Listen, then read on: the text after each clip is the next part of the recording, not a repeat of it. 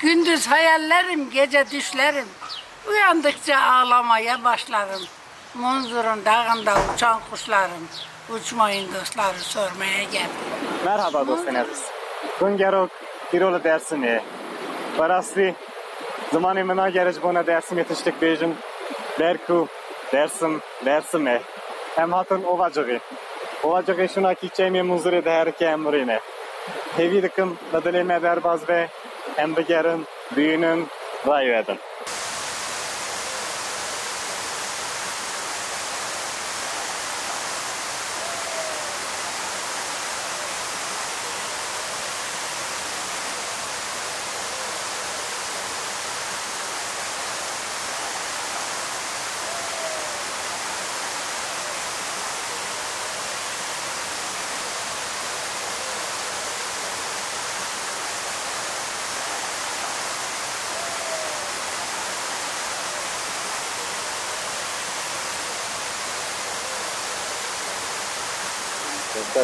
Erzurum yaylası Bingöl yüzünde gönül göçeylemiş baharında yazında Gürcistan'ın Kars'ın düzünde Munzur suyu Kerbela'da yığılmış. İyi ki geldiniz, iyi ki Munzur'u şenlettiniz. Evet. Vay yüreğin dert görmesin abi. Okuyacağım. Evet. Anası Sultanmış, babası Ali, ezelden biz ona demişiz Beli, adını duyup da gelmeyen deli, Cemal-i Nur'dandır ya Munzur baba. Cemal-i Nur'dandır, nura karışmış, Hacı dedem ona yeğenim dermiş, Munzur suyu Kerbela'ya gidermiş. Türkiye'nin bütün suları doğudan batıya giderken, Munzur'un suyu batıdan çıkıp doğuya Kerbela'ya akıyor. Türkiye'nin bütün suları doğudan batıya gidiyor. Munzur işte batıdan çıkıp doğuya Kerbela'ya akıyor. Her derde dermanmış alabalığın. Dilerim Mevla'dan şerlensin dağın. Gece gündüz durmaz suyu çağlanır. Hiç mi kesilmiyor senin soluğun? Hiç mi kesilmiyor senin soluğun? Geyikler yayılır Munzur dağında. Kazım dede yatar onun sağında. Ali Baba okur Ziyaret köyünde. Göster cemalini ya Munzur baba. Pir Sultan Abdalım Ali'dir Munzur. Nerede çağırsan orada hazır. Onun 366 gözesin hazır. Göster cemalini ya Munzur baba. Suların soğuktur derinden çıkar. Gelen ziyaretçi endamına bakar. Senede bir ay bembeyaz çıkar. O da 9. ayda bir ay beyaz çıkar. Dedelerimiz der ki deme o tarihte keremet çıkarmış. Şüdünün hükmünü gösteriyor. Bizi dinleyenler sağ olsun, var olsun. Herkesi de Munzur Baba'ya davet ediyoruz. Kameracı arkadaşlara teşekkür ederim. İnternete verirseniz sarı gazete çocuklarım vardır, izlerler. Ayağınıza, bedeninize sağlık. İyi ki geldiniz. Seni de tanıyalım. Adın, soyadın. Söyledim ya, geyikler yayılır Munzur Dağı'nda. Kazım dede yatar onun sağında. Ali Baba okur Ziyaret köyünde. Vay var olasın. Göster cemalini ya Munzur baba. Senin memleket neresi kurbanım? Erzurum. Hepimiz Erzurum. Erzurum. Evet. Hepimiz Erzurum'dan sizin için geldik. Erzurum. Biz Erzurum'da kaldım bir sene. Biliyor musun Erzurum'da? O eski su, maden suyunu. Eski su. He, biliyorsun. Evet, biliyoruz. Orada kaldık. Orada bizi dinleyenler sağ olsun. Var olsun. İyi ki Munzur Baba'ya geldiniz, Munzur'u şerlettiniz. Ayağınıza, bedeninize sağlık. Evet, anlamı Kur'an'da mevcuttur. İnanç, dilek, duacı. Evet, üç tane inanç. Orada yakıyorlar. Ekseriyetle buraya çocuğu olmayanlar geliyor. Çocuğu olmayanlar. Evet, ekseriyetle çocuğu olmayanlar geliyor. Kız olursa Sultan. Munzur babanın annesinin ismi Sultan. Oğlan olursa Munzur. Herkes de şu anda Ankara'da geçen sene 3 tane Munzur babanın çivrası vardı. Geldiler buraya haliyetlerini verdim. Dedim sünnet ettiği zaman her gibi dedeyi çağırın gözlerini tutar. Eyvallah. Ağzınıza canınıza sağlık. Sen var olasın. İyi ki Erzurum'dan geldin. Baş tacısın. Evet, sağ olun, var olun. Teşekkür ederim.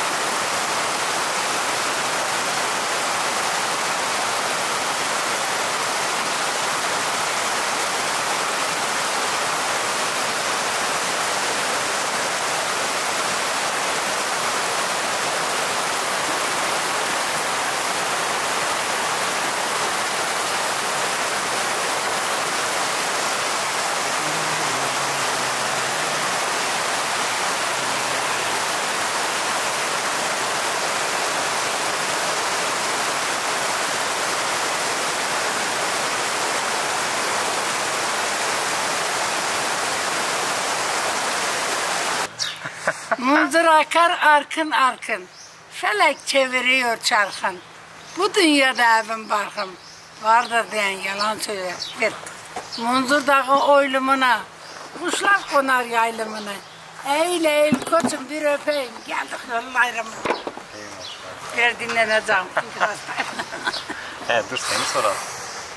Zeynep ana kimdir? Neydi? Kaç yaşındadır? 70 yaşındayım. Ey maşallah. Allah uzun ömür versin. Sağ olasın. Teşekkür ederim. Nerelisin? Ziyaret, bu köyde doğmuşum, bu köyde de büyümüşüm, bu köyde de evlenmişim, amcamın oğlunu almışım ama 12 senedir o vefat etmiş. Ben çoluk çocuğumun üstünde yaşamışım. Ömrün nasıl geçti buralarda? Ne ettin, neler ettin? Ömrüm çok geçti. Niye de ki? Munzur'un dağına yaylaya giderdik, yaylaya malımız vardı, sürümüz vardı, koyunumuz vardı, keçimiz vardı. Orada da böyle milletler çok, herkes geliyor. Budur, şudur, öyle zaman geçti. Kalabalıktı o zaman. Tabii, hem de nasıl, hem de nasıl, hem de nasıl. Hem de nasıl. He. Sen bunları nereden öğrendin? Nereden ezberledin? Doğru. Çok, beşi bitirdim. Benim dayı, Hasan Hoca benim dayımdır. Beni dedi ki, hocalar herkes bana dediler. Dediler ki Zeynep, dedim buyurun. Dedi Akçadağ öğretmenlik okuluna seni gönderecek mi? Dedim evet istiyorum. Gittim, dayım beni aldı gitti. Akçadağ'a, Malatya Akçadağ'a. Malatya. He, Malatya. Malatya Akçadağ'a gittim. İfade şeyimi verdim, oradan çıktım geldim. Babam öldü. Annemi yalnız bırakmadım. Abim asker. Kimse yok. Kimse yok. Evet, benden bir küçük bacım var. O da yok bacı gitmeyeceksin, gitmem. Gitmedim. Dayımı, annem dayımı yolladı. Dayım gitti orada men etti. Dedi ki bu sene gelemiyor, baba söyledi. Seneye oldu yine imtihana gittim. Gittim imtihanımı verdim. 3 gün orada kaldım.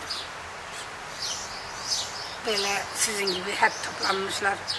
Dedim ki size bir şey rica ederim. Söyle dedi Zeynep. Tabii o zaman Zeyno kadındı bir bambaşka. Zeyno kız da. Dedim ki, dedim bana benim annem 2 tarla fasulye ekmiş. Bana dedim 3 gün mü 5 gün mü izin verin annemin fasulyesini biçelim ondan sonra yine gelin okumaya. Etası 3 dedi, berisi 1 dedi. En baştaki müdür bana dedi ki Zeynep efendim dedim. Müdürüm söyle. Dedi ben sana 9 gün izin vereyim. 9 günden sonra geleceksin okuyacaksın. Hay hay dedim. Geleceğim. Geldim. Anam geldim ki milletler annemi kitlemişler. Vay hocalar kızları tuvalette benim neydi, nasıl neydi, niceydi. Zaten sana kızın da güzel, budur, şudur. Ben diyeyim ki kız anne, hiç kimse bana bir şey diyemezse okumadı. Okumadı gidem. Başımı buralara vurdum. Yani neler bilmeyeyim, neler söylemeyeyim. Belki kimilerini de unutmuşumdur. Ey maşallah.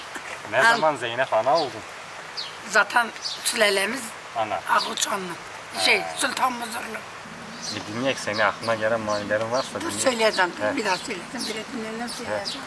Nefesini al. He. Evet. Teşekkür ederim. Estağfurullah. Estağfurullah.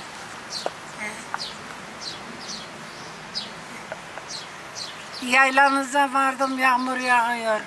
Kömür gözlüm boynun eğmiş ağlıyor. Dedim ahu gözlüm niye ağlarsın? Dedi babam beni sana vermiyor. Sen gönlünle mi evlendin? Gönlünle Hayır. mi aldın? Zorla. Gönlümden evlenen Almanya'ya gitti. Onu alacaktım. Ama Gönlündeki Almancı oldu. Alman. O zaman dedelik zamanı, o zaman şeylik zamanı. İlla vereceksiniz buna. Emisinin oğlu. Amcasının oğluna. O benim annem de bana böyle dedi. Dedim hani ben onu alayım, ben birbirimin oğlunu alayım sana ne göre? Dedi hani kurban. Yine verme hayırdır. Kötüyü de verme ayıptır. Öyle dedim. Yani iyisin de kötüye gitmesin, kötün de Kimse yabancıya gitmesin. Ha. Öyle dedi benim annem bana. Oldu mu? Demek sen bunu o zaman Almancı amcaya yaptın he? He. İyi maşallah. Vallahi. Ben onu alacaktım. Hem de Muzur Dağı'na yaylaya gittim. Biriyle o zaman kevran bizim dağlardan geliyordu. Yani tuz getiriyorlardı, buğday getiriyorlardı, şey getiriyordu. Yol ipler buralardan geçiyor. Yol oradan geçiydi. Orada Bırnaklılar geldiler. Dedim ki Munzur'a selam söyleyin, onun da adı Munzur. Dedim beni almak istiyorsa gelsin buradan kaçak. Munzur da bana bir adamlarla temelledi. Dedi ki onun annesi benim bibim. Ben bibimi yere vurmam. Ben bibimi yere vurmam. Ama bu cüneylikle bana verirler. Yayladan döner. Onu o zaman ister götürürüm. O zaman Nasıl olmadı? inan ki o sana Almanya'da öldü gittiler. Gittim bir ağlım bir Munzur.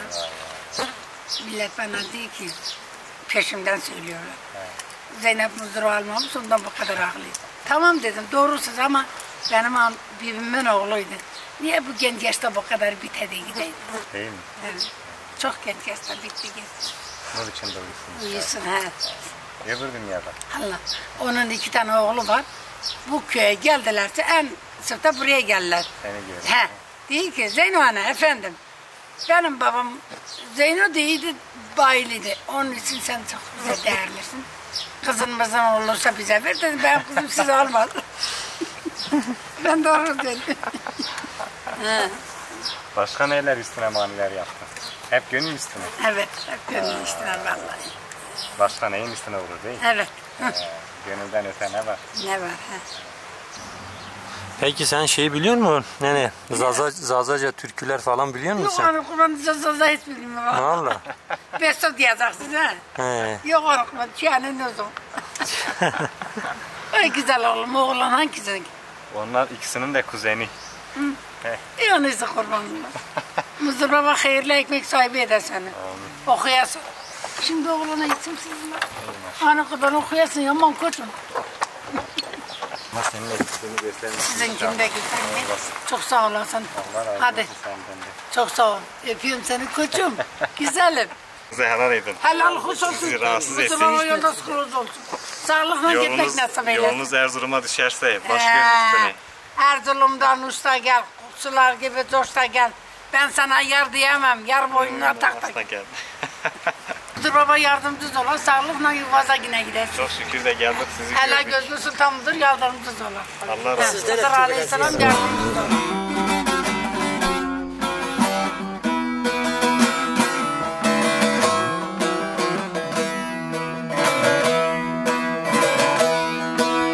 Neçedir ağlarsın ey kaşı keman, bu duman başımızdan yari yari yari yari yari geçmez mi dersin?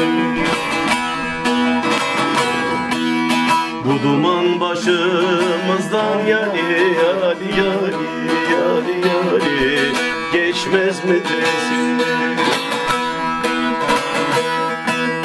Selman'ın carına erişen haydar bir kere yüzümüze yari yari yari yari yari bakmaz mı dersin? Bir kere yüzümüze yari yari yari yari yari bakmaz mı dersin? 94'te ilk albüm yaptım. İsmini de söz olsun sana Munzur koymuştum. Hani o geleneği, o kültürü buraya verdiğim söz 86'da verdiğim söz bakımına. O da Diyarbakırlı bir Umut Plak diye bir şirket vardı. Arkadaşlarla yaptık. Boş oturuyor. 8 eser çalışmıştık. Bir tarafında Kırmancık dediğimiz ana dilimiz, bir tarafında da Alevi de işlerdi. O zaman. Bir montum vardı biraz böyle kırmızı falan. Böyle montla çekilmişti. Sonra biraz sarı tonlar vardı. Biliyorsunuz ne yazık ki bu hükümet her şeyden korkuyor. Ondan dolayı bir yargılamam oldu. Müzik hayatım profesyonel olarak 94'te işte albümle hep öyle derler. Halbuki ben Daha önce. yani o 8 yaşındaki durumu da profesyonel olarak Bana görüyorum. müsaade. Estağfurullah. Tamam Mahalleye hocam. doğru gidelim inşallah. Tamam. Hadi görüşürüz. Çok teşekkür ederim. Abi her şey için teşekkürler. Çay mı kahve mi içeriz? Yok abi biz sadece seni görmeye Vallahi. geldik. Vallahi hiç zahmet etme. Ama ilerleyen dakikalarda bize bir saz çalarsan onu bize yap. Bir tane çalışsın. İşte sonra devam ettik. Yani hep kendimizi genelde bölgenin birçok sanatçısı söyledi. Yani bu bölgeden zaten kopup giden unutmaz. Mutlaka kopamazsınız. Çünkü anılarınız çok. Anılarınız dışında insanlarız. Yani biz 1938'i yaşadık. Önceleri vardır. Biliyorsun. Bir de bu köyün çok önemli bir özelliği vardır. 3-4 isimle anılır bu köy. Yani bizim bir yerden bulduğumuz bir Kudik diye bir ismi çıkıyor çok öncelerde. Ermenice bir vadi dere demekmiş. Şu vadiden dolayı olabilir belki. Bir de Kedek sonra diyorlar. İşte son Türkçe ismi Koyun Gölü oluyor. Bizim bilmiyorum köyün içine gittiniz mi? Kırkgözeler'in oraya gidebildiniz mi? Köyün içine girdik ama tam olarak... Şu suyu takip ederseniz çok yakın. Orada Kırkgözeler vardı. Bir de Kırklar cemleri falan eskiden cemler biliyorsunuz. Buradan mı yapılırdı? Tabii orada yapılırdı. Çünkü biliyorsun cemler hep saklı gizli yapmak zorunda kalır baskılardan dolayı. Oralarda cemler tutulurdu. Böyle bir özelliği de var bu köyün. Ondan sonra tasavvuf anlamda da çok iyi. Bir de gençleri mesela hep eskiden düğünler 2-3 gün sürerdi. Belki sizin bölgelerde de olmuştur. Düğünlerde buranın gençliğinde çok önemli bir özellik vardır. Her düğünde mutlaka bir eser, beste çıkar onlardan. Ya aşk türküsü ya bir şey çıkar yani. Hem kendi ana dilinde olsun, Türkçe olsun. Böyle bir özelliği de var. Büyük bir köy, 120 hanelik bir köy. Şu an senin 120... için ne anlam ifade ediyor köyün? Gittin, geldin tekrar. Şimdi bu köy, ya şimdiye kadar yaptığım ne varsa bu köyün altyapım buradandır. Bu köyün bana verdiği çok önemli bir duruş vardır. Çünkü bu köyde hakikaten de bir direniş ruhu var. Bir de sahiplenme ruhu vardır. Kendi geleneklerine, kültürlerine sahiplenme ruhu vardır. O beni çok etkiliyor. Ve düşün ben artık 56 yaşındayım. Mesela ben de 3 yıl önce bu evi yaparken ben şeyde yapabilirdim. Yani bu evi yaparken İstanbul'da, metropollerde bir yerde bir daire alabilirdim. Ama yok bizim köye dönmemiz gerekir ki insanlarımız da kendi şeylerine dönsünler. Biz bir örnek alarak dönmeleri için biraz da yaptık. Müzik yaparken kendi ana dilimde okuduğum zaman beni daha çok etkiler. Çünkü yaşamım 16 yaşıma kadar o dille yaşamışım burada. Tabii halen dilimizi unutmuyoruz. Biliyorsunuz günümüzde dünya dilleri arasında kaybolmak üzere. Dil, bir insan kendi dili ve kültürüyle vardır, toprağıyla vardır. Burada onun mücadele... 2003'te bir Muzur Çevre Derneği arkadaşlarımız kurmuştu İstanbul'da. Buraya çok katkısı oldu Muzur Çevre Derneği. Şimdi tehlikesi var tabii ki. Siyanürlü altınla ilgili bu bölgede biliyorsunuz. Zaten Muzur Dağları bir şekilde yabancı şirketlere peşkeş çekilmiş şu anda. Ruhsatlar vermiş. İşte bizim de burada olmamız lazım ki insanlar kendi bölgelerinde bu halka biraz da bir önder derken hani kendimi önder yerine koymak anlamında da birinin bu halkı bilinçlendirip örgütlemesi gerektiğini düşünüyorum. Çok yoğun bir şekilde işte çok yakın bir tarihte Ilıç'ta gördüğümüz bir felaket vardı Siyanür.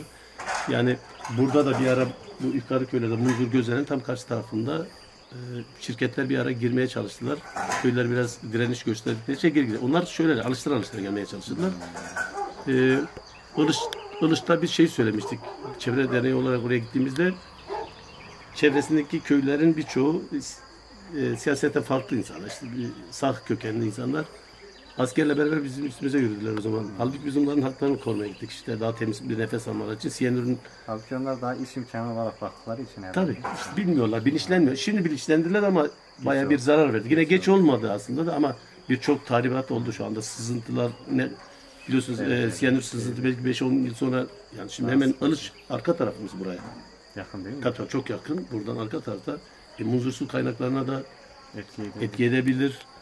Siyanürle kötü bir şeydir ki bize hocaların anlattığına göre çok hafif bizim hissetmediğimiz rüzgarlar biraz uçurup götürebiliyor. Götürdüğü zaman ne olur? Bölgenin önce bitkisi, sonra canlı hayvanları, sonra insanlar kanser, bütünüyle gidiyor. Onun için burada şöyle bir çağrım olması gerekiyor. Çünkü şimdi şu anlık bir şey yok gibi gözüküyor. Ama bu sistem böyledir. İnsanları böyle bir serbest bırakır. Sonra PDP'de şey yapmak. Onun için her zaman dirençli olmaları, her zaman kendi bölgelerine, özellikle diline, kültürüne ve bu coğrafyaya sahip, memlekete sahip çıkmak zorunda. Siyanür güvelası ne yazık ki bir de bu Muzur Dağları'nda çok bor madenleri vardır. Onda da aynıdır. Yani hani borun belki fiziksel bir insana zarar bilmiyorum olup olmadığını tam bilgim yok. Siyanürün olduğunu biliyorum ama burada bir sürü doğa tahribatı yapıyor. Doğru. Onun için buna sahip çıkmalarını öneririm. Hep birlikte. Uyde vurze Heyder mi soğudur oy Uy de urze urze Heyder mi soğudur oy Serho da de Banon dergin bemuru Serho da de Banon dergin bemuru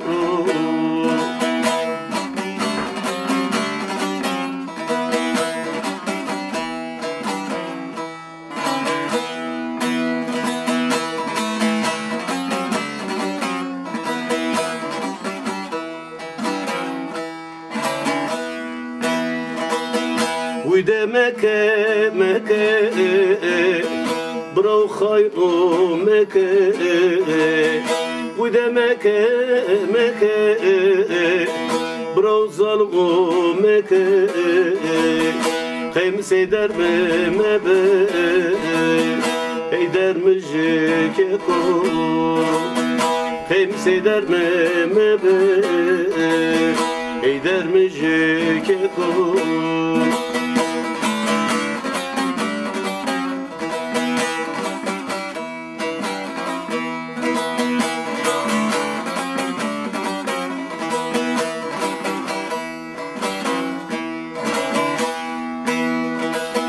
Torundu bebe so Brokana cero Torundu bebe so Brokana cero İstanbul'a telamu Gerek yüzüne zeyder mi bero İstanbul'a telamu Gerek yüzüne zeyder mi bero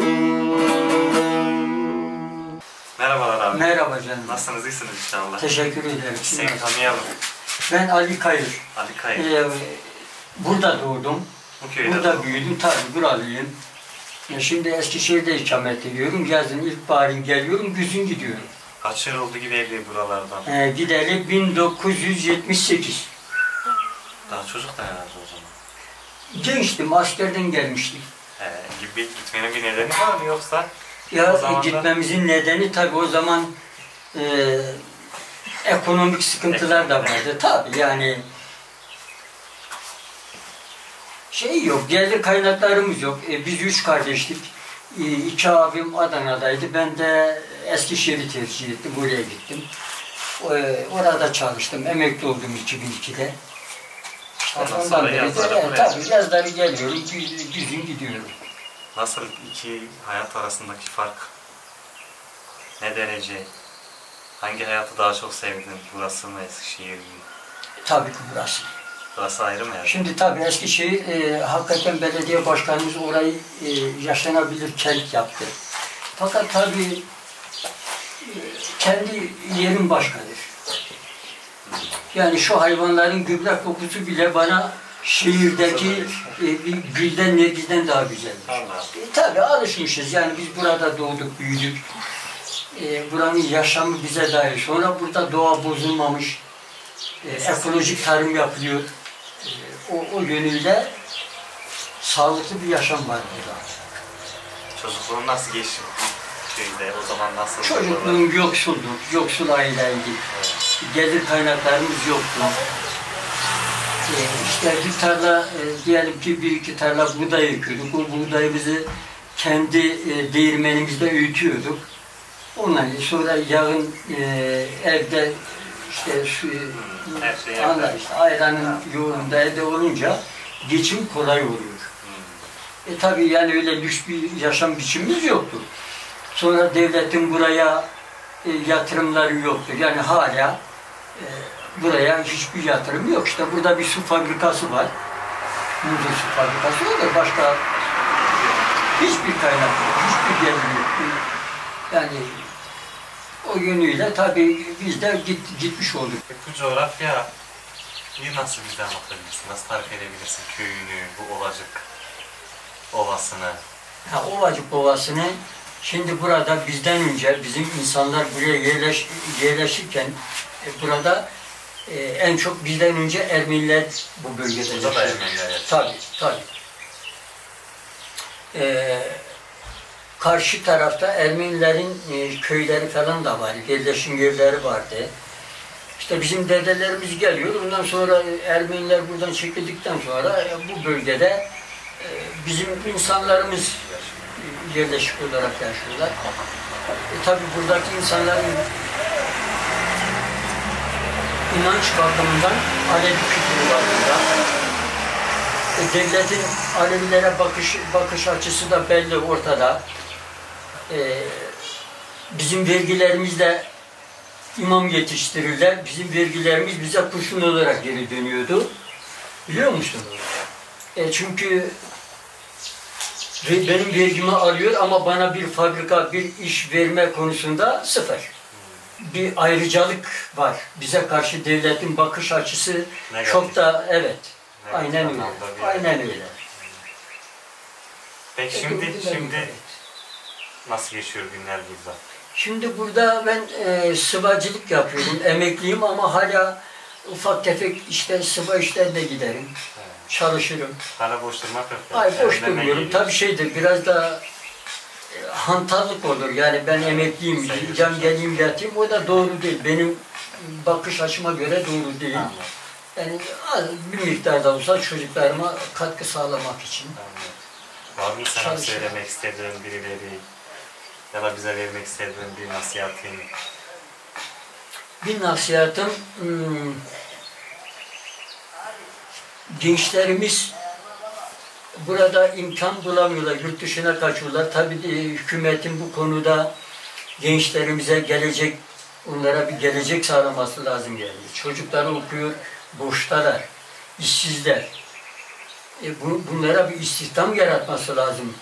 Ki bu gençler yurt dışına gidip de orada kendine bir gelecek aramasınlar. Çünkü azalıyor değil mi gençlik? Tabii yani işte bak kimse yok köyde görüyorsun işte. Evet. Tabii. Kala bizim gibi yaşlılar var işte. O da ben de geliyorum. Köyü seviyorum. Geliyorum insanlarla işte muhabbet ediyorum falan. Böyle geçiyor. Öyle geçiyor tabii yani. Çok teşekkür ediyoruz. Ben de teşekkür ederim. Yüreğine sağlık, var olasın. Sen de sağ ol. Selamı söylemek istediğin birilerin varsa? Yok, onlara söylemek istediğim çalışsınlar. Eğer burada kendi toplumlarına faydalı olabiliyorlarsa, evet, kendi toplumuna faydalı olsunlar. Yani bizim bütün beyin göçümüz yurt dışına gitti. Yani bu insanları yurt dışına yetiştiriyoruz, onlara teslim ediyoruz. Al ben bundan faydalanamadım, sen faydalan. Bu mantık doğru değil ya. Bu bakış açısıyla bu ülkenin geleceğine yazık oluyor. Nasılsın, iyi misin? İyiyim. Sen ne güzel böyle bir teyzesin maşallah. Adın ne? Fatma. Fatma Ana. Fatma Ana yaşını biliyor musun? Kaç yaşındasın? Bilmiyorum. Bilmiyorsun he? Buralısın. He. Bu köyde mi büyüdün yoksa gelin mi geldin? Geldim. Yine burada olacak mı? Yine burada olacak. Yakın. Nasıl geçti? İçeriden kendine sandalye. Bir saniye geç. Dur. Neler yaptınız, neler ettiniz, ne işler Kim uğraştınız? Ha, telefonunu unuttum. Çocuklara baktım. Geldim. Eskiden köyde nasıl yaşıyordunuz? Neler yapıyordunuz? Neler çekti eskiden? Çok Çocuklar zordu. çok zor. Tabii her bir şey elinde yapıyor. Her şey elde hazırlanıyordu. Bir kırmancı ki kış gibi emin anımışken biraz. He, anamışken tıkış. Hadi. He. Kırmancı anımışken. Anamışken tıkış. Kırmancı kış kirkırız. Tırkınıyordu kış. Eskiden ama bir yerim zaman değerdi. Karaberlik bir meymane amene gelince. Millet dağıttı çoğu. Tabii, millet dağıttı. Keyif çay bu çay, keyif. Aynı keyif eski. Ma karaberlik. Üstleri meleğidir iştenirdi. Bu ayrı durmanı bu amene. İbrahim Almanya'da bir amene bu amene. Ma büşten, kiristen zerri şeyliyesin. Vallahi kime çok karaberlik için. Şimdi yok. Şimdi hiçbir şey yok. İki tane oğlan var, bir de ben var. Ben de hastayım. Kaç sefer ameliyat oldum, her tarafımda platin var. Soruma 5 tane ciğerim. Mal kendin tebir. Mal berdin amine dusanini ra. Dunyeni ru, torak potini, kalp kütünü. Duh. Her işi bitir. Nam potini, her şey ders tabi. Kalp şütürü, kıncı şütürü, her şey makine. Ancak yerini ceyni. Bana verem kedi. Yani belki de hayat yani. Ta hayat var bu. Şimdi Mülkatım hem seyit ve hem meleydi. Amin kitap şekerini herkes anlıyor. Kitap tutan. Meleydiğimiz seyit. Şimdi karabalık melek bulamın şey. Nivan Perbum. Gotun kitayı. Zar çocuklarını selamlamak istiyorsan. Söylemek istediğin bizle. Tabii selam söylüyorum ya. Eskiden şarkılar, maniler okur muydun gençliğinde? Yok hanım. Allah Allah. Unuttum gittim. Ben acı gördüm nasıl o. Geçti hepsi. Benim bir tane büyük oğlum. Evet. Allah rahmet eylesin. Ondan İçini doyuz. Raver piyokum mer serrum. Nemrate de bakım mer. Doman kırçenli müdahı hukoru gider. Doman memleketi. Ve su var bir. Hep o tava keder sumak külün nedir o. Keder günü nedir o. Doman zindi. Kaytiri beni yaklar. Çelişliğimi için layık. Selam söylüyoruz seni tanıyanlara. Herkese selam söylüyorum. Kimi tanıyorum. Çok çok selam söylüyorum. Öpüyorum. Vay var olasın. Büyükler elinde öperim. Küçüklerde gözlerinde öperim. Var olasın. Navi tepçi bu? Fatma. Fatma ana. Fatma.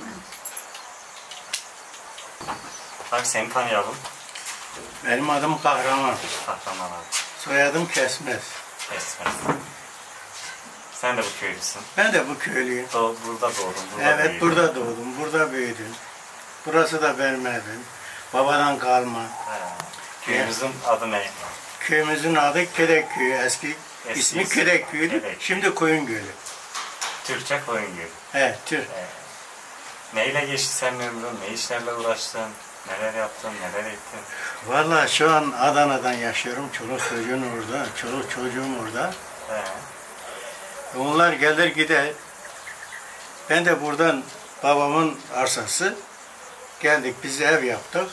Burada yazan burada yaşıyoruz. Kışın Adana'da, yazın burada. Kaç yıldır taşındın abi buradan? Hı? Kaç yıldır taşındın Adana'ya? Kaç yıl oldu taşınalı? Ömrüm geçti. Adana'da. Gençken gittin yani. Kaç yaşına kadar köydeydin? Ben konuşturursam derdim çok. Anladım. Derdim çok. Anladım. Dertliden dert sorulmaz. Zaman olur. Yıllar yılı.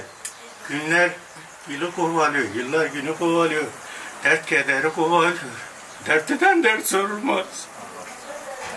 Dert. Allah sabır versin. Kimsen kalmamış. Benden başka. Onun için. Derdim çoktur. Dertliden dert sorulmaz. Bilmiyorum. Sesi çok güzel. Sesi. Bize söylemek ister misin abi? Hı? Bir şeyler mırıldanmak ister misin bize? Canı sağ olsun söyleyin. İçinden bir şey gelirse şeref duyarız. Kavu kavu kavu koyemu zerano kavu kavu koyemu zerano vay kokeyenu sanen olacak veyvekani dayı sekiri kile yamanu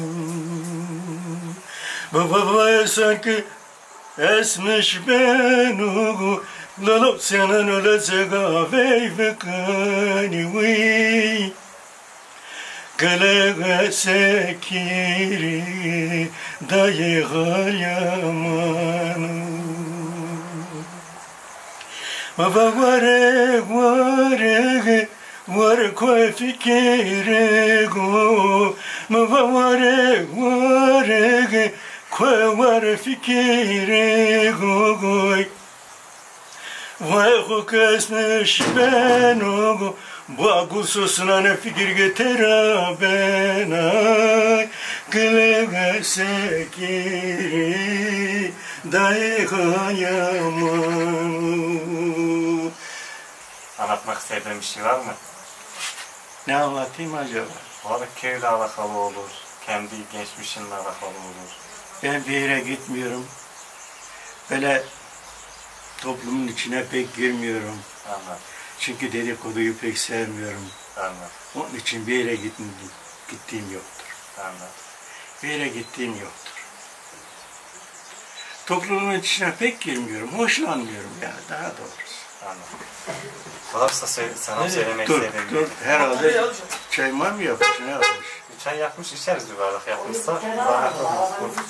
Boşa gitmesin. Durun gülüm be. Durun. Birer çay için ondan sonra gidin. Tamam. Benim misafirimsiniz. Allah razı Hoş olsun. geldiniz, Var sefa olun. geldiniz. Var olasınız, teşekkür ederiz. Teyze merhaba. Merhaba. Nasılsın, iyi misin? Sağ ol, teşekkür. Sen ne yapıyorsun? Sağ ol. Durumun neydi? teşekkür ederim. Allah razı olsun. Senin ismini öğrenelim. Nesli Sevim. Bir daha. Nesli Sevim. Nesli Sevim. Evet. Abi keyfini inşallah. Sen de bu köyünsün. Evet, bu köyüm. Gelin mi geldin, buralı mı? Gelin geldi. Yine Olacak'tan mı? Evet, o başka Yeripınar'dan geldi. Yabancı değilsin. Gözel'in üst tarafından geldi. He. Evet. Kendi köyü mü güzeldi, buranı güzel. Vallahi burası da güzel, burası da güzel. Önce alışmamıştım ama sonradan alıştım buraya. Şimdi buralı mısın yoksa? Buralıyım şimdi. Artık buralısın, Evet. Çocuklar Nasıl geçti ömür burada? iyidir, iyidir. Buna şükür. Hala buradasın. Evet, Hiç buradayım. Yaz kış hep buradasın. Buradayım. Kışın bazen bir ay, iki ay falan gidiyorum çocukların yanına. He. İstanbul'a. Ne işle meşgulsünüz, ne iş yapıyorsunuz? Vallahi tarımla meşgulüz. Fasulye ekiyoruz, nohut ekiyoruz, bahçe ekiyoruz. Hayvan. Hayvan. Evet. Büyükbaş mı, uğraş- küçükbaş mı? Küçük baş, keçilerim var. Keçiye bakıyorsunuz Evet. burada. Genelde hep küçükbaş yapılıyor Evet. değil mi? Yok, genelde büyük baş hayvan var, davar var, sığır. Köyde genelde Evet, öyle değil mi? evet.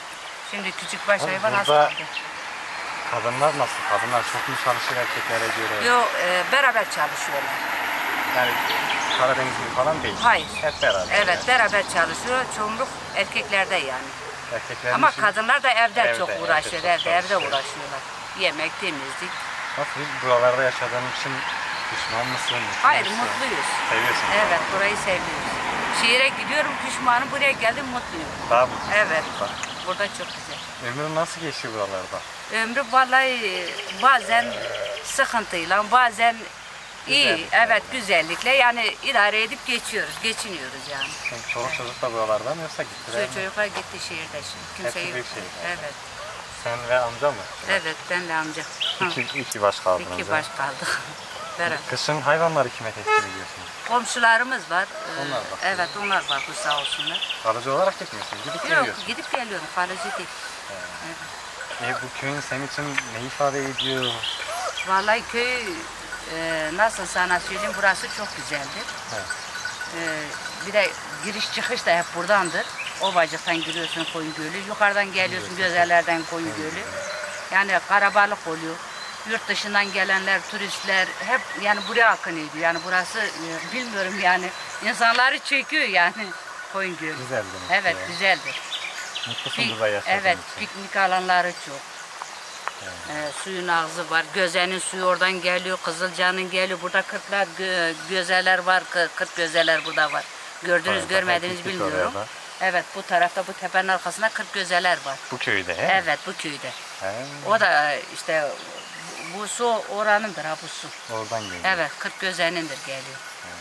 Evet, çok Peki, güzel burası. Bu Ovacı'nın kadınları hep sen gibi güzel mi? Böyle yeşil gözlü mü? Bizim kadınlar tabii ki güzel. Var olasın. Çok teşekkür ediyoruz. Teşekkür Var mı ederim. selam söylemek istediğin birileri? Çocuklarımın gözlerinden, tüm halkımın, büyüklerin ellerinden, küçüklerin gözlerinden var öpüyorum. olasın. Evet. Seni gördüğüm için çok mutluyuz. Biz de mutluyuz. Çok teşekkür ettik. Biz de teşekkür ettik. Kendinize iyi bakın. Sağ olun. Hayırlı Siz de yolculuk size. Allah razı olsun. Teşekkür ederiz. Keçilerim Teşekkürler geldi abla, gitmeye. çok sağ olasın. Tamam. Hadi Allah'a emanet. İyi akşamlar. İyi akşamlar. Amca merhaba. Merhaba, merhaba. Nasılsın? İyi misin? İyiyim, sağ ol. Sağ ol, iyidir. Sağ ol. Sen de iyisin, durumlar Var iyidir. olasın. Seni tanıyalım. İsmin ne? Munzur Zengin. Huzur Zengin. Evet. Huzur baba. Adım annem koymuş. Var mı özel babalık, dedelik, demiş, ailede, Bende şey yoktu yani dedelik yoktu da ama yani bildiğin dedelerde değilim yani. Ben yani hakiki bir dede vurabilirim. Evet. Başım gözüm istedim. Sen de bu köylüsün. Ben de bu köydüm. Ömrüm bu köyde geçti. Evet, bu köyde geldim. Bu köy nasıl bir köydü? Çok güzel bir köy. Yani insan her köyden bizim köy daha insanlığa perver yani dürüsttür yani saygılıdır. Evet. Yani bir misafir geldiği zaman güzellikle karşılarız. Bizim adetimiz öyledir. La dışarıda bırakmak hele yok. Hele gelip de geçsen o bizde yoktur. Bu haremde bilinen, tanınan bir köy. Tabii çok güzel köy. Çok güzel. Hem de insanlarımız da güzel. Yani köyümüz de güzel. Suyu bol, her tarafı yemyeşil. Onun için. Eskiye göre değişiklikler de var mı yoksa? Senin gençliğinden nasıl, şimdi nasıl? Şimdi gençliğimde daha iyiydi. Ama şimdi yaşlandım biliyorsun. Evet, gençliğimde ustalık yapıyordum. Yani duvar ustası, sıva yapıyordum. Taş duvar mı örüyordun? Taş duvar örüyordum. Tuğla yani sıva, kapı pencere yapıyordum. Yani elimde gelip dededen kalma. Dededen kalma biliyor musun? Onun Köyde için, yaptığın işler de var tabii. ya bu Ovacık'ın 27 köyünde çalışmış. 27 köyünde evet. Çoğunun evini Tabii, yapmışsın. Onun için yani hep eserlerimdir. Ömrün nasıl geçti Ovacık'ta? İyidir. Fena değildi. İyiydi. Güzeldi. Ben yani ömrüm geçtiği zaman dedim ben acaba yaşlanır mıyım? Mesela ben işe giderken türkü söylüyordum. Mutluydun o zaman. He. Bütün köyler bana diyordu ki ya biz usanıyoruz işe gitmek için. Sen türkü ya ben neşe alıyorum abi. Severek yapıyorsun. Evet tabii ne demek. Yani Ovacık nasıl bir memleket senin? Ovacık çok güzel. İnsanları da güzel ama yani bazı yabancılar gelmiş onlar belki yani yanlışlık yapabilirler. O da yani herhalde ki izin vermiyoruz. Turistlerle aranız nasıl? Efendim? Turistlerle aranız nasıl? Bizlerle İyidir, yani. iyidir. Çok güzel, çok güzel. Gelen gidenlerden memnun musunuz? Şikayetçi misiniz? Yok, şikayetçi değilim. Ben şikayetçi değilim. Çünkü neden biliyor musun? Adamlar geliyorlar, biz burayı bilmiyoruz. Bizle geliyor musun? Gel tamam, sizi gezdirelim. Yani o... Memnunsun ondan, yani. Memnunum ben onlardan. Geçenlerde geldi, ta şeye götürdüm, Mercan'a götürdüm. Gezdirdim. He, gezdirdim. Getirdi yine beni burada bıraktı gittiler. Sonra bizim köy arazi geniş. Mesela diğer köyler gelip bizim köyde buğday götürürlerdi eskiden. Biliyor musun? Onun için bizim köy çok güzel. Hem kendine hem çevresine yeter. Zaten Ovacık'ın en büyük köy bizim köydür. 380 tane seçmenimiz var. Maşallah. Tabii en büyük köy bizim köyümüz. Onun için köyümüz güzel. Gelen misafirler de güzel karşılıyoruz. Evet. Başka? Varsa söylemek istediğin hatta bildiğin maniler.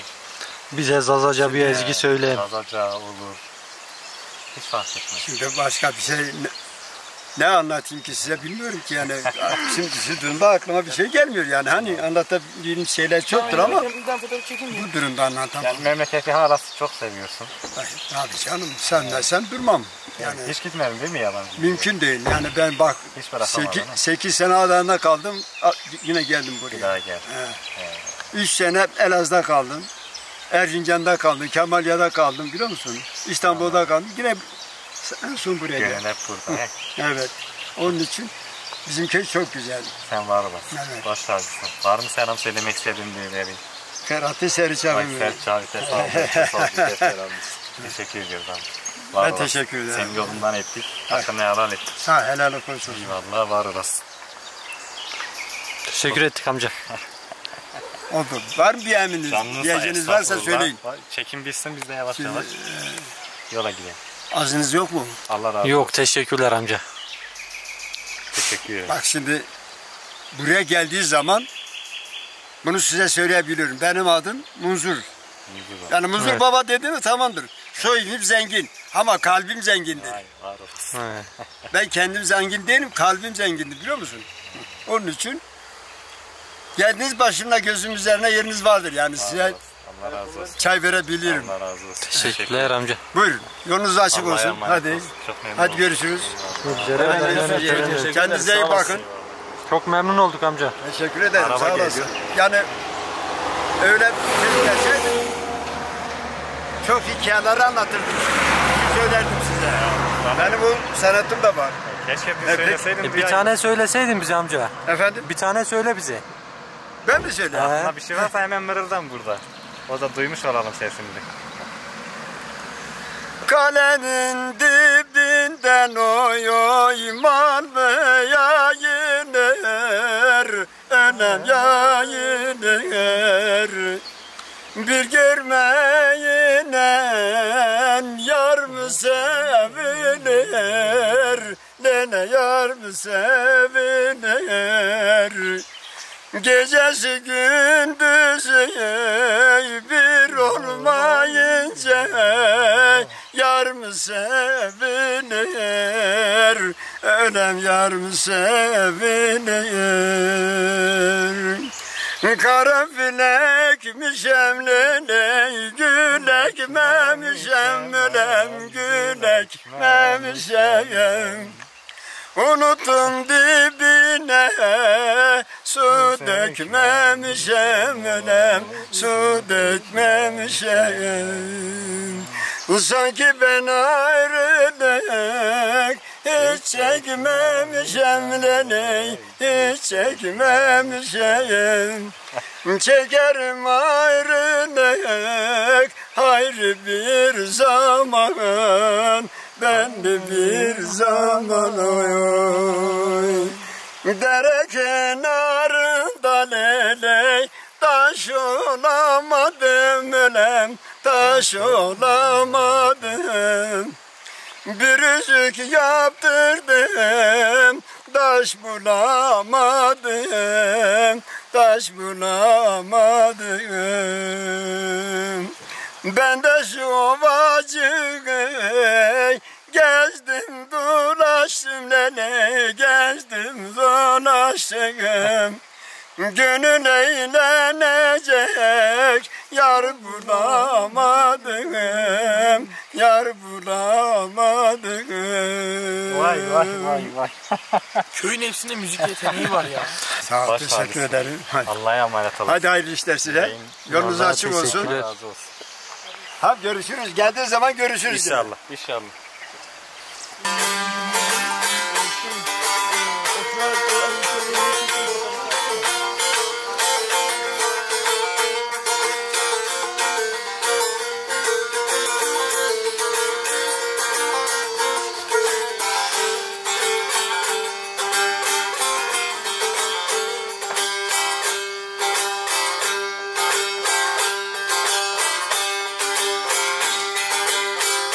Dağlarda kadar günahım var, gel vurma yüzüne.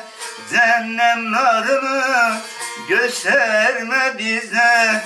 Musa-i Kazım, Sahih İmam Rıza, Tağin-ı İmam Ali geldi. Pirim Ali geldi, efendim geldi.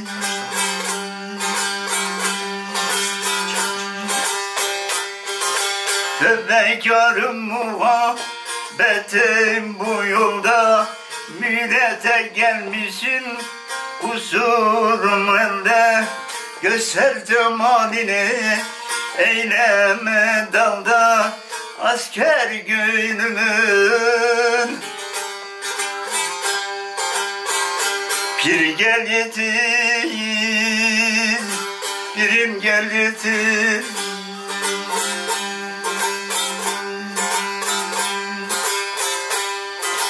Nuksani var deder, didari cennet. Masumi parklardan ola bize bir imdat. El amani müret, Beyti Muhammed. Sarı saftur kızıl der gel yeter. Sarı saftur kızıl der gel yeter. Efendim Ali, Sultanım Ali.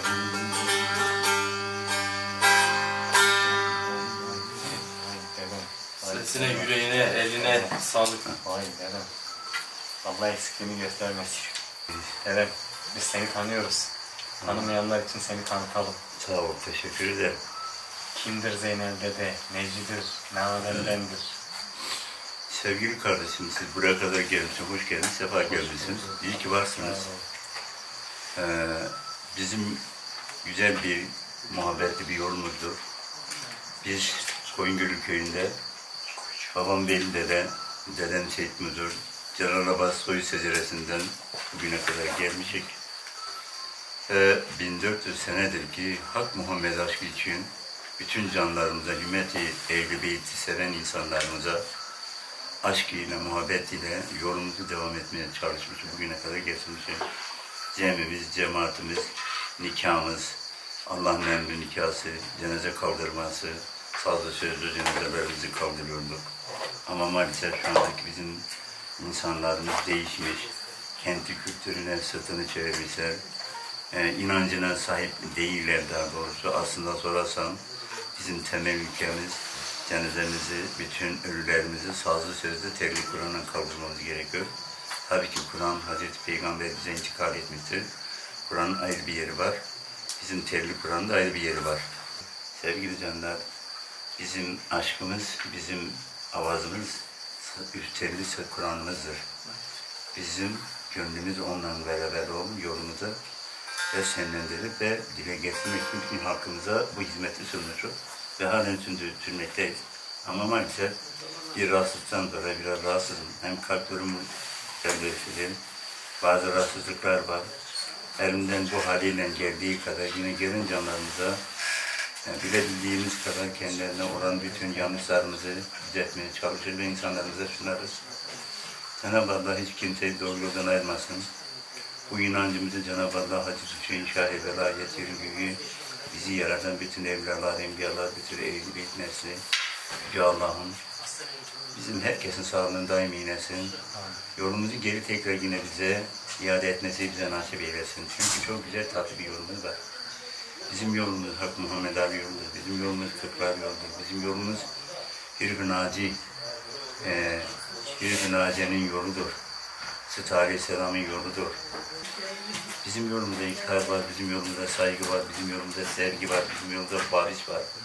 Bizim yolumuzda yani haram yoktur, zina yoktur, kötülük yoktur, komşuluk hakkı gözetmek vardır, komşularla beraber güzel bir şekilde geçirmek vardır. Özümüze, belimize, dilimize sahip olmak vardır. Önemli olan dürüst olmak, temiz oturup, temiz kalkmak, eline, beline, diline, işine, asına, evine ve çoluk çocuğuna bağlı kalmak. Bir şey görürsün, mesela bir haksızlık görürsün. Yanında bir kişi haksızlık yapıyor. Göz yumarsan, ona karşılık, onu inkar edersen, konuşmazsan, söylemezsen, demezsin ki sen haksız dersen, o zaman sen Alevi değilsin. Gençlere tavsiyetin dürüstlük mü? Tabii. Bizim gençlerimize, bütün evlatlarımıza, çocuklarımıza, taliplerimize, büyüklerimize şunu söylüyorum ki, ve dürüst ve doğru çalışır ve doğru oturup doğru konuşmak. Çok önemli. Eğer bunu yaparlarsa işte o zaman her şeyi kazanırlar. Özü de bir olur, yanında bir olur, hakiki bir Alevi olur. Tatlı, güzel bir Alevi olur. Ben Alevim diye gidip de her türlü işlerde gezer dolaşır da o Alevi olamaz. O alevdir, yanıyor. Alevdir he? Tabii. O alevdir, o Alevi değil. Vay sen abi. O alevdir. Ateştir, yanıyor. Onun sonu boş.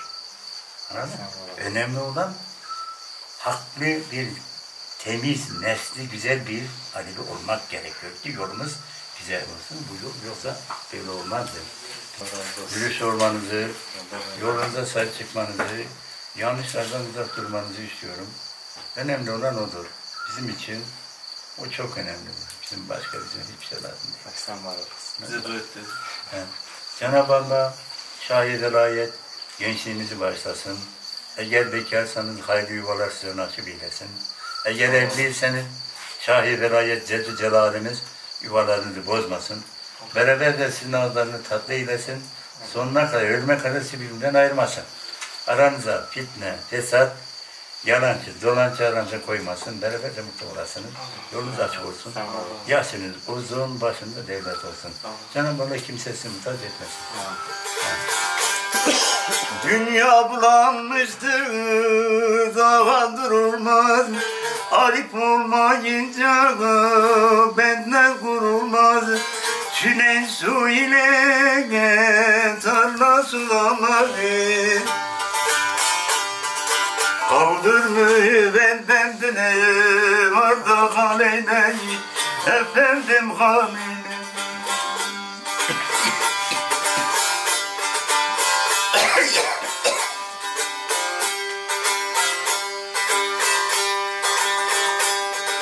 Sehet halim der ki beni çağırsan mezmuna gider Leyla'm sağıca bir alemin gönlü senden yok ise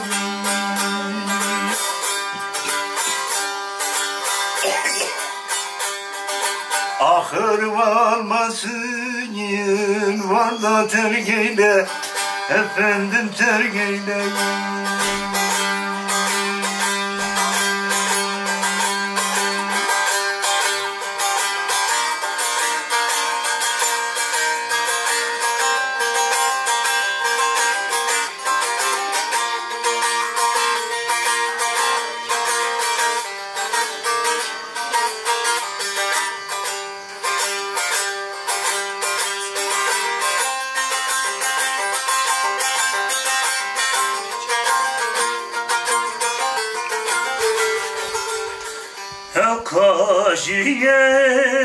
Kajiye, ulemne kajiye,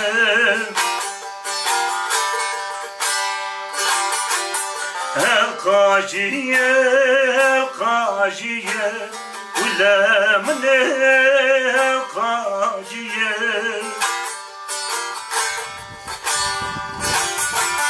Ererem avatu zalıma Yetora vezrajiyo Ulemne derdo derdo Nerede tuzerma verdo Ererem avatu zalıma Yetora vezrajiyo Ulemne derdo derdo Nerede tuzerma verdu